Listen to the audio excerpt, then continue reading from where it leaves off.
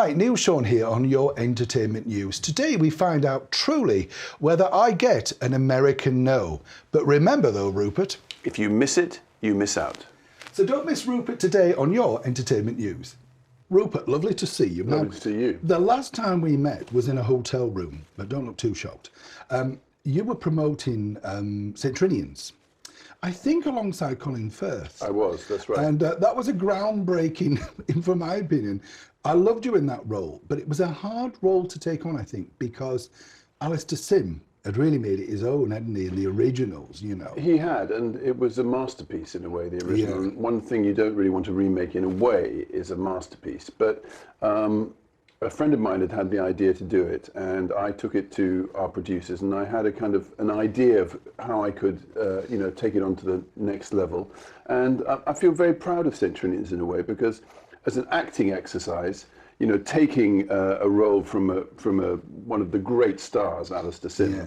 and seeing what you could do with it and make it different, not copying it, I felt that as an actor, it really stretched me, and I was very proud of how I attacked the role. I thought it was good, and again, we've got to remember, because we grow up with the Alistair Sim version, so you always have to think in film that if you've never seen that, it's new to you, so you for your generations, you're going to be that character that they do until somebody comes along, maybe 50 years and goes, we'll make that again. And we didn't know also how people would react to a kind of drag headmistress, because in the old days it had been somehow accepted, and in the modern world we didn't really know how it would go. And I think it was a great success. We're hoping to do St Trinian's TV series still. Wow. So I'm hoping that's going to work out sometime. I just thought, I never saw his drag. You were such a I don't believe this really, but you were such a believable woman. I really thought, I forgot who you were, and I thought, wow, that's good, because with Alistair Sim, you kind of knew he was a man. I didn't. I completely accepted him as a woman. That was the first time I'd seen Alistair Sim until I really became an actor and saw all the other stuff he did. But no, for me, he was absolutely convincing as a woman too. You mentioned, one of the things that I saw you recently being interviewed, and this really sort of piqued my interest, was the fact that you used to be a theatre usher, I believe. Is that right? I was a dresser. A dresser. And you talked about working or being near the greats, and being able to, and I thought that was a fascinating line that, sadly they didn't pick up on it with you. And I wanted to ask you, who was it that, you were in that era with, that really you thought, oh, this is a pro, or this is brilliant, who were they? Well, one of the first actors I saw live on stage was Alec Guinness, who was one of the greats. And then when I started working in the RSC, all of us at drama school either worked as ushers or as dressers in the theatre. So we would I saw Alec, I saw John Gielgud and Rafe Richardson in No Man's Land. And so in one sense, I'm the last generation, because we were also trained in the same way that they were all trained, in terms of projection, in terms of a very strict theatrical training. And they, in their turn, had watched the actor managers. So the tradition of Olivier really got what he got from people like Gerald de Maurier and Beerbohm Tree, and then we watched them doing that. And I think we were the kind of last generation who saw that kind of acting. Doesn't really exist anymore. No, it's a good point, as you said about theatre managers as well, and actor managers and stuff, because they were, I love the way when you look at like the history of Wyndham's and you realise that he kind of just built his own playhouse and thought, well, stuff it, I'll do my own stuff. Amazing. And that really, we all think it's new now when somebody becomes that. It's all sorts of been done before, but I would say infinitely better at times, Well, I think someone like Georges du Maurier must have been an incredible actor, because he really invented realism before Stanislavski, before the others, because before that it had been something very flighty, the acting kind of tone, and he was very realistic. On the first night of Peter Pan, somebody fell out of the balcony of the Duke of York's theatre because they were so frightened of Georges du Maurier as Captain Hook. And that today, imagine that would be on social media like everywhere, wouldn't it? But that would be word of mouth of good PR. When you think about it, you look back. Now, we have to mention your latest project, which I just love. It's your latest book called The American No. Right. Now, what I loved about this is, a lot of people who work in the industry know what that is, But for outside, you explain in your words what the American no means to the rest of us. Well, the American no was a phrase coined by a friend of mine, a producer called Robert Fox, and he's got a very kind of gallows-ish sense of humor, and it describes what happens quite often when you go into a big meeting with a Hollywood studio or a TV company or a streamer, and there's often about 6 or 7 people there, and you are pitching your idea, and there's a kind of a way of behaving, which is a good way, actually, because everyone has to be enthusiastic. If you look very bored listening to someone's story, they dry up. So you leave the meeting quite often kind of walking on air, because everyone's being so nice, and they say, you're a perfect fit with us, Rupert, we want you here, we're going to get into this right away. And you leave the meeting literally thinking it's in the bag and you're going to buy a new house. Yes. And then, of course, you never hear another word. And that is called, or was called, the American no. Actually, I think it's a modus operandi that's been really taken up by the entire virtual world now, because on an email chain, once you've got what you want now, you just sign off. There's no nicety left. There's no manners left in the way that we say, okay, I'll talk to you later, maybe we'll see each other next lunch, week, or have a drink or lunch. That's all gone. We've gone down to the bare bones of getting things from people and then disappearing. And I think someone should write an etiquette book for the virtual world, in a way. That's a good point, actually, because it's true. I remember pitching a documentary we've made about the life of Jane Mansfield coming to Batley in Yorkshire, and exactly what you've just said. In the room, everybody was disinterested, looking away. And the woman said, this is 100% true, Rupert, she said, would Jane be available for interviews? And you think, you've clearly not read this, so I said, maybe through a medium, nobody's interested. And you do come away thinking, well, you've had weeks. I've built up weeks for this meeting, and now it's this. So that's the deflating bit. What was out of all of the things that you talk about in the book, what was the one that really, I don't mean this crudely, but hurt the most? What was the one where you thought, oh, blast? Well, actually, the one that's hurt me the most, in a way, 2 things. I think I've been in love with a book for all my life called Travels with My Aunt by Graham Greene. And when I got successful at one point, when I was about 50, I applied for the rights. I got Julian Fellows on board to write it, and I hit a brick wall with the agency representing the Graham Greene estate, and I didn't get it, the rights to it, which was fine the first time. The second time I tried again. I tried about 4 or 5 times, and each time the same answer. And that was very upsetting to me, because I worship Graham Greene. And you see a lot of these things that the agencies allow to happen that really are very, very bad. Look at, for example, Brighton Rock. That was done recently. It was an abomination. And I'm a Graham Greene purist, and I felt that I'd got Maggie Smith on board to do Aunt Augusta, and it's the most wonderful coming of old age story about a bank manager who thinks his life is over, and in fact it's just beginning.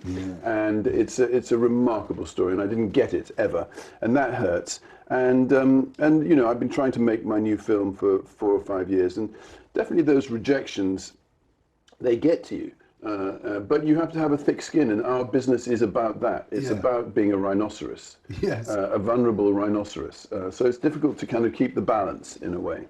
Well, you've had a lot of success, but what I remember, as I said to you when we were talking in the green room, I came to London, and there you are, plastered in beautiful, glorious lights outside the Garrick Theatre, the Vortex. You've made it big. You're big on film. You were saying that, and I think we agree on this, that they don't celebrate that now. It's almost like when you see a new play, you've got to root out the poster, or there's no flyers anymore. There's no names in lights anymore. I think that's a great sadness. I loved names in lights, particularly when one of your letters would go out. And so it would, there was something very, very lovely about rainy nights in the West End with names in lights. Red lights and white lights, and I think that's a great shame. Now it's just posters, and I think the West End is Shaftesbury Avenue is quite a depressing place in a way now. It's not glamorous. when you think about people dressed up to go to the theatre, and it was an event, and now everybody's a critic, so you can be slaughtered within seconds of coming off stage. Whereas at least you had 12 hours while a reviewer wrote about you. You could pick it up with the paper and think, not very good, but move away. Now they're outside reviewing you, aren't they? Seconds. Picketing almost, yes. Yeah. No, I think it's, but still, the theatre's still great, and I have a feeling the theatre's going to become more vibrant as we become more virtual, because the community feeling in the theatre when it works is magical. And you know, the more we disappear inside ourselves in this new virtual world, sitting at home, working from home, this disastrous idea of the 4-day week the government's going to bring in and half it's going to be done at home. We're meant to communicate, and I think the theatre is a great place for that. I love the story, by the way, that you mentioned about meeting, and I met her on a couple of occasions, Princess Margaret. And I just thought this was a fabulous story. I will ask you to share it, because my first memory of Princess Margaret, I was working in a hotel, and do you remember when the smoking ban had come in? And she came in with a 12-foot cigarette and, you know, the lighter and the stem and everything. And they said to me, oh, you know, you need to go up and tell her. And I thought, why me? You know, but so I go up and I said, excuse me, Mom, you know, it's now no smoking in the restaurant. And there's no ashtrays, we've taken them all away. And she just took the cigarette and she said, is it? And just carried on smoking. I thought that was fabulous, you know, because I thought she doesn't care, and she is the Queen's sister, should be care, you know. But how did you first meet her? What was the connection? Well, there was no connection. I knew one of her ladies in waiting, a wonderful lady called Anne Tennant, and she invited me along once, and it didn't go very well, to be honest. I was much too wrapped up in myself. I thought everyone was meant to be lighting my cigarette. And I noticed at one point she had a cigarette there, and everyone was waiting for me to get the lighter and light it, but I hadn't really been kind of trained up for that. And so I did it finally. And she called me Leggy. I said, come on, Leggy. And we went to see a play. It was a thriller. And she said, she was very nice. I mean, I think there's something very touching about Princess Margaret. And anyway, I remember we went to the little room in the theatre to have drinks in the interval, and there was a little loo off it, and I went to have a pee, and I couldn't go. I was too nervous because I heard it go rah, rah, rah, rah, on the other side of the door. And she kept saying, come on, Leggy, we're going back. And so I didn't manage to have a pee, so I went back for the second half, absolutely desperate to pee. And that was really it. Nothing happened. But I love her, and I think the story of her, for example, in Mustique, when she stepped into the boiling bath, is such very, very tragic. And I think she was such a beautiful young girl, and life dealt her a series of, you know, very difficult blows in a way. And I think she's a very romantic character. Yeah, I mean, I don't think her story has ever really been told in the way it should be, because I think it must have been very difficult for her, for everybody really, with the train of events, what happened. And suddenly she's now, what is her role in life? You know, she's stunning and she's beautiful. And also making a marriage, you know, people make marriages, so I think her marriage must have been a psychological disaster for her, because once he started kind of ridiculing her, which he obviously did, and he was so smooth and chic and fast moving and things that she wasn't. She was kind of like the Red Queen from Alice in Wonderland. It's like, boom, boom, boom. She didn't have that flexibility to move into kind of, you know, the orgy circle that he might have moved into. And I think he put her down a lot. And I think that must have been very destructive to her, really. Yeah. And I think it's like what you were saying. I mean, you got yourself in trouble a couple of, maybe a year back now, about Prince Harry's book and his, how should we say, his first meeting of romance, I think would be the kindest thing, you know. And, you know, I mean, I believe your version because, you know, we know how people rewrite their books, but Prince Harry then came out and sort of had to go back, didn't he? And sort of said, well, how would he know? He's not there. Oh, did he? Yes. Oh, I didn't know that. Yeah, it's in print, And I just kind of thought, but you said you felt sorry for him in some respects. What was the... Is that a similar thing? I don't feel very sorry for him. No, actually, I think. Well, yeah, I do feel. I think he's a little bit of a victim of a relationship too. I think it seems to me that it was not a great relationship to go into for him. Yeah, it's a shame, isn't it? Because the unlike what I call normal people, when we meet the royals, and you've been lucky enough to do it, they're guided by people that probably have other interests, for themselves. And then you've got to work out who the real people are. And it's a bit like the world of theatre or entertainment. You meet these people, they're a bunch of sharks. The agent wants 20%, right. The manager wants 20%, and then, once you're no longer in vogue, you can go, because right. we've got the next guy, and he's now hot and all this sort of stuff.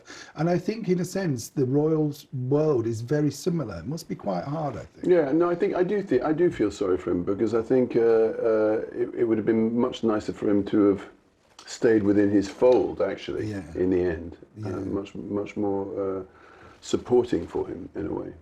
Now, with your American No, you've had some lovely reviews and things like that. When you're writing it, were there things that you had to keep out, Rupert, that you thought, no, this story is a little too bad, because, or were you quite blunt and thought, this is the truth, The stories are just the stories are really just stories of ideas that I pitched for movies and scripts that I wrote, and so the idea of the whole book was just I was sitting one day, feeling a little bit wondering what to do next, wondering what my next step would be, and the thing about ideas and writing scripts is if they don't get made, they've disappeared. There's no way of they don't have any life at all. And so I thought, what I might do is try and write down a few of these ideas that I've had over the years. I had millions. I was endlessly pitching stories for films and television starring me, television series, and like Milton Berle, isn't it? Well, I think you got to keep pushing, and so that was really how the book came about, and the book is 8 stories really that I pitched, and they have little. It's a kind of. It's half autobiographical, half fiction. No. Now, a role that I saw you in on the stage, one that we're very both in agreement of, is the Judas Kiss, which is about Oscar Wilde. Very moving. You were. I'm not being oily, but you were brilliant in this role. And the thing, I know you made the film afterwards, but what was your perception of all the research you must have done about Oscar Wilde? What was the thing that you came away from that? Because we see him as a celebrated figure, always revivals, and wherever you go, there's always a new revival of one of his works. Yet he seemed quite tragic. When I left the theatre, I thought I really feel really sorry for him. It's a wonderful play by David Hare, Judas Kiss. I think for me, the thing about Wilde as a lapsed Catholic is that Wilde represents a kind of Christ figure. He's half God and he's half man, and he's incredibly, he's got a lot of faults and a lot of godliness in him, and he's undone by all the things that we're all undone by: ego, snobbery, all these things. He was a terrible snob, but I love that about him. I love his frailty, his human qualities, and so my idea. I also loved when I read. The great biography of him by Helmont, and the last chapter of his life in Paris at the end of his life was so moving to me. The kind of the washed up failure of a huge celebrity, because he was a big star. It's hard to imagine how big, though, isn't it? In today's terms, it's impossible really for us to grasp, but it was pretty big, and in a way, the gay movement started through him. I think, because he was the first. Visible gay, because before then it was something you talked about, but you didn't really know about it. It was something people talked about secretly. Only men, women would never have talked about it. But when you saw Oscar Wilde, who was famous, kind of waddling down the boulevard in Paris, you could point at him and say, that is a homosexual man. And there was a face to a movement. And then I think at that point, for me, the road to gay liberation started. And I think he felt that too, in a way. Yeah, but his ending was so sad. But I often wondered as well, Rupert, I mean, we won't know this because sadly he's passed, but whether he wondered if his work would carry on, because at that point he must have thought, well, that's it, I'm finished, nobody's ever going to want my revivals or but whatever. That's where he was like Christ, because he sacrificed himself so that he could live on in a way. So I think he quite consciously did it in a way. After all, the Judas Kiss is really about why does he stay in the hotel room in the Cadogan Hotel when he's about to be arrested, when he could have escaped to France. and I think he decided to be a Christ figure and crucify himself. And in a way, rather like Christ crucified himself so that our sins were forgiven, so to speak, he crucified himself so that we could exist in a way. Now, I have to touch upon your pop career, because it's a good pop career in some respects, because you had a single yourself, The Vortex, but then you ended up being backing vocalist for Madonna on American Pie, is that right? Yes, and I also did a duet with Robbie Williams. So not bad, yes. So I kept my hand in a little bit. But no, I loved singing, and I loved being in the studio.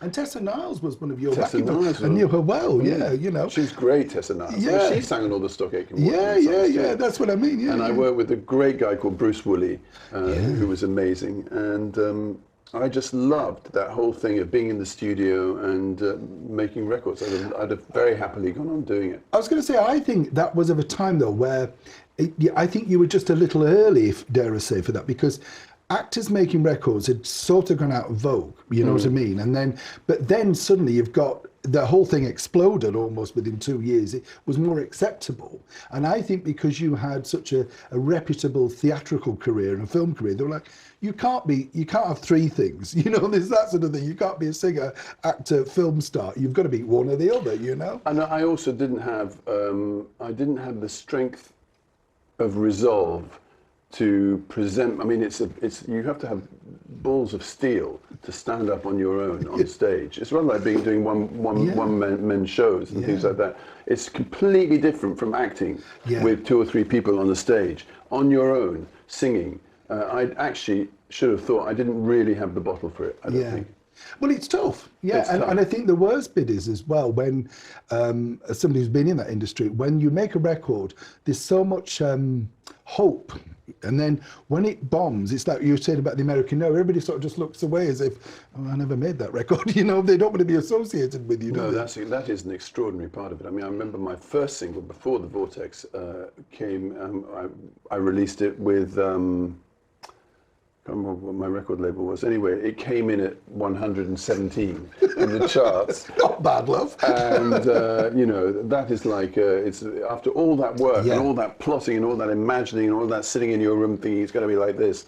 And it went up, I think, you know, 2 places in a week. And with all the pluggers and all the special pluggers and everything like that. And the manager, nothing worked. And there's 101 excuses as to why. Yeah, there's always an excuse. That's like movies too. There's, you know, you can always blame something. But the fact is, it works or it doesn't work. And it didn't work.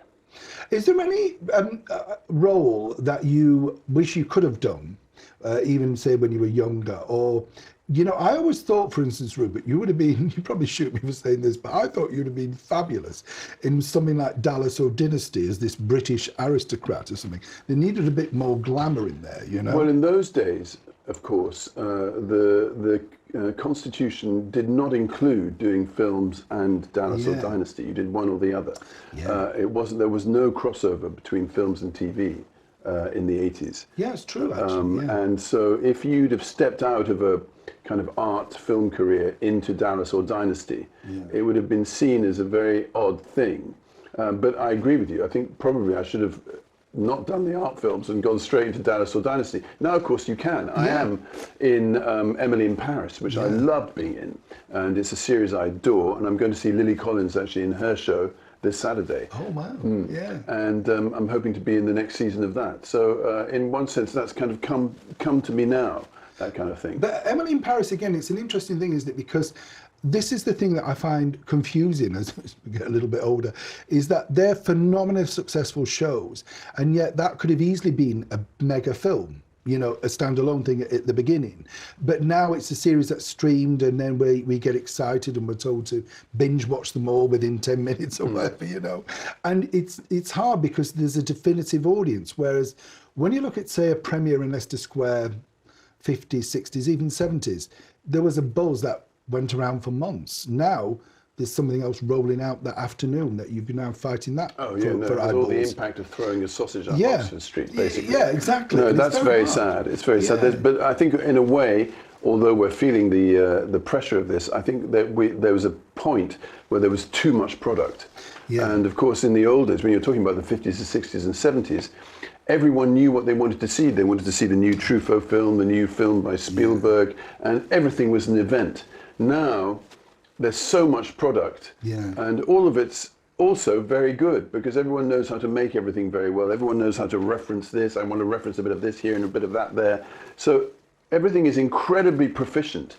But sometimes there is not the heart or the auteurship that we came to enjoy back in the old days, I think.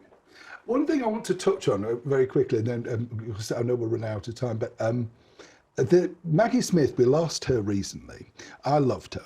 I thought she was fabulous. I met her all thanks to Kenneth Williams because he just took me down somewhere and she was there. What I loved about her, what people won't know, she was very blunt. You know, I just love that. And all of these sort of eulogies that were about, she wouldn't have liked that in my opinion. She wasn't fussy. She just liked the job and she enjoyed the job, you know. What were your memories of her? What was, you know? I didn't know her very well. I met her a few times. Obviously, she's one of my great heroines. I love her acting. I love her campness. I loved her beauty. Her elegance. I mean, the elegance and the beauty sometimes got lost in the campness because she was kind of talking like Kenneth Williams some of the times. But she had the most amazing body language on stage, and a great emotional depth as well. And yes, this no nonsense attitude and taking no prisoners either. I love all that. And I think when she died, her, then Julie Andrews, and I'm going to throw myself on the flames too, because all those people I adored. Yeah.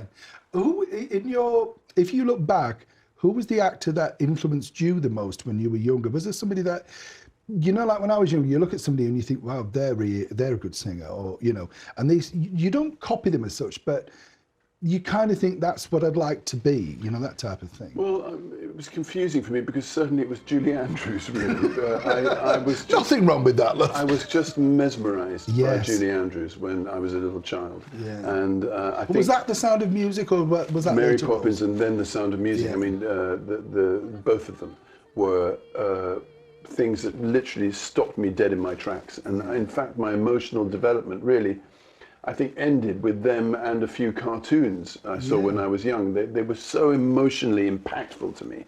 And she had a kind of no-nonsense honesty in her acting, Julie Andrews. I mean, it was quite technical in a way, but she acts so beautifully. So really, I never got over her. I then did discover people like Montgomery Clift, and I thought, oh, I should really try and be like that. You look a bit like Montgomery Clift. I did when I was young, but I didn't have his tortured depth, no matter how hard I tried. I was really, I think, always built to be a character actor, really, in a way. And I think that's, for me, what's exciting about now as an actor, is that I feel I could be coming into my own slightly more as an actor. I was going to say, because some people get upset about getting older, but it's harder for women. I understand that, particularly if you're a sex symbol or whatever.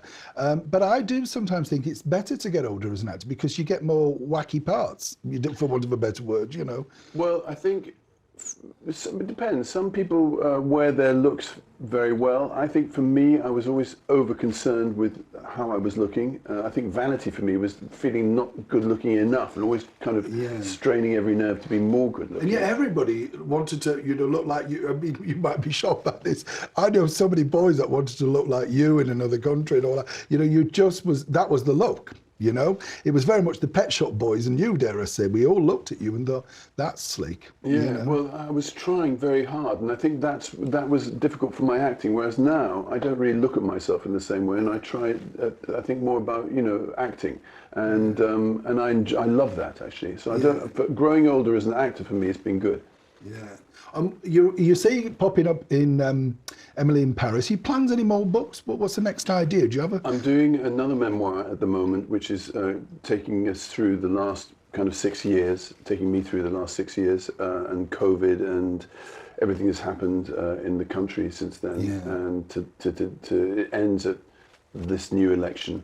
Oh wow! And it's been a traumatic time actually for the arts and everything. I think everything. It's been a very traumatic time, and the funny thing about being older is you feel it more than when you're young, because you don't really feel you're oblivious. You have a Teflon side to your character when you're young, which you don't when you're older. you feel the situation in the country much more, for example, than when you're young. You don't really care. Well, Rupert, it has been an absolute thrill. The American No, genuinely, I can't recommend it enough. So funny as well, the way you write. I can hear your voice, and that's important, I think, when you read something, because you go, oh, I can hear you saying this, you know, and well, to me, that was important. wonderful. I can't recommend it enough, honestly, and thank you so much for coming in to see Thank me. you for having me. It's been a pleasure. It was lovely. Me too. Thank you.